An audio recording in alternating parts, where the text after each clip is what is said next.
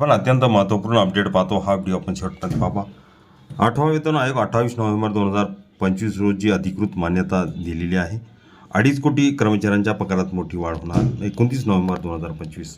नमस्कार मित्रांनो, चॅनलमध्ये आपले सहर्ष स्वागत आहे. तत्पूर्वी आपण नवीन असाल चॅनलला आता सबस्क्राईब करा, समोरील बेल आयकॉनला क्लिक करा. असेच नवनवीन अपडेट आपल्यापर्यंत सहज पोहोचतील. भारत सरकारने केंद्रीय कर्मचाऱ्यांच्या कल्याणाचा विचार करून 8वा वेतन आयोग स्थापन करण्यास मंजुरी दिली आहे. 28 नोव्हेंबर 2025 रोजी ह्या आयोगाच्या कार्यपद्धतीला अधिकृत मान्यता मिळाल्याने सुमारे 2.5 कोटी कर्मचाऱ्यांना मोठा दिलासा मिळाला आहे. जानेवारी 2025मध्ये आयोगाची घोषणा झाली होती. मात्र आता औपचारिक मान्यतेनंतर प्रत्यक्ष कामाला सुरुवात झाली आहे. सरकारने आयोगाला अंतिम अहवाल सादर करण्यासाठी 18 महिन्याचा कालावधी दिला आहे. दर 10 वर्षांनी कर्मचाऱ्यांचे वेतन पुनर्रचित करण्याचा मुख्य उद्देश या आयोगामागे आहे. महागाई, जीवनावश्यक खर्च आणि बदलणाऱ्या गरजांचा विचार करून वेतनात आवश्यक ते बदल करणे ही मुख्य जबाबदारी असेल. 8वा केंद्रीय वेतन आयोग मंजूर. केंद्र सरकार वेळोवेळी एक तज्ज्ञ समिती म्हणजेच वेतन आयोग नियुक्त करते. ही समिती सरकारी कर्मचाऱ्यांचे वेतन, भत्ते आणि निवृत्ती वेतन यामध्ये कोणते बदल करावेत याबाबत अभ्यास करून शिफारसी तयार करते.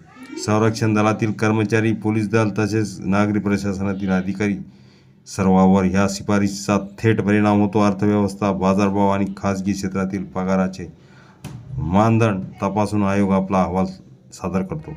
यावेळी वेतनाचे ढाचे आधुनिक आर्थिक परिस्थितीनुसार बदलण्याची शक्यता व्यक्त केली जात आहे.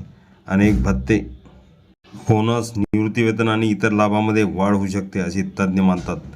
कार्यक्षेत्राची व्याप्ती आणि आर्थिक संतुलन. आयोगाचे काम फक्त वेतनवाढ सुचण्यापुरते मर्यादित न राहता खाजगी क्षेत्र, सार्वजनिक उपक्रम, राज्य सरकारातील वेतन रचनेची तुलना करून संतुलन साधण्याचे आहे.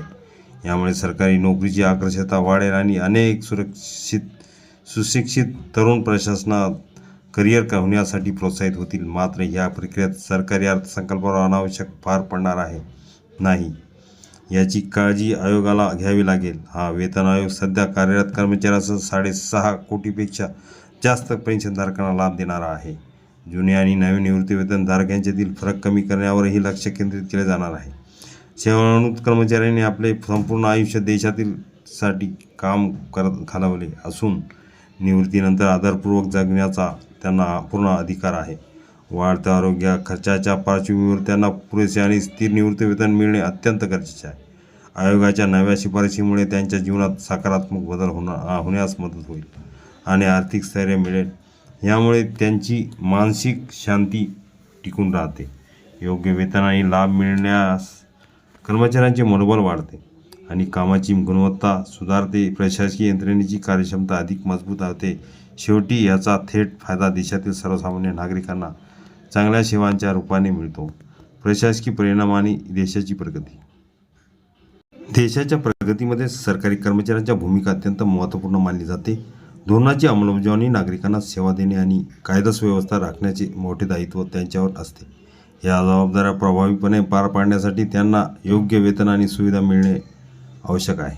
यासाठी केंद्रीय वेतन आयोगाचे निर्णय महत्त्वाचे ठरतात, कारण ते कर्मचाऱ्यांची आर्थिक क्षमता वाढवतात.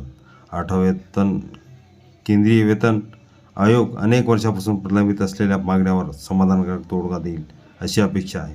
आयोगाने 18 महिन्यात अहवाल सादर करणार असून त्यानंतर सरकार त्यांची अंमलबजावणी करेल. सरकारी कर्मचाऱ्यांसाठी महत्त्वाचे आव्हान. कर्मचाऱ्यांनी तसेच पेन्शनधारकांनी संयम ठेवून आयोगाचा अंतिम अहवाल होईपर्यंत प्रतीक्षा करणे महत्त्वाचे आहे. तोपर्यंत वित्त मंत्रालयाने आणि कार्मिक मंत्रालयाकडून जाहीर होणाऱ्या अधिकृत सूचनांवरच विश्वास ठेवावा. सोशल मीडिया किंवा इतर ठिकाणी फिरणाऱ्या अप्रमाणित माहितीकडे दुर्लक्ष करणे योग्य ठरेल. सरकार नेहमीच कर्मचाऱ्यांच्या कल्याणाचा विचार करून निर्णय घेते यावर विश्वास ठेवावा. हा लेख केवळ मार्गदर्शनासाठी असून यातील माहिती सामान्य स्वरूपाची आहे. 8वा वेतन आयोगाबाबतची अचूक माहिती मिळण्यास अधिकृत संकेतस्थळ नियमित तपासावी. अजूनही चॅनलला नवीन असाल, व्हिडिओ उपयोगी वाटला असेल लाईक, शेअर आणि अखिल तांबुसर क्लासेस चॅनलला सबस्क्राईब करा.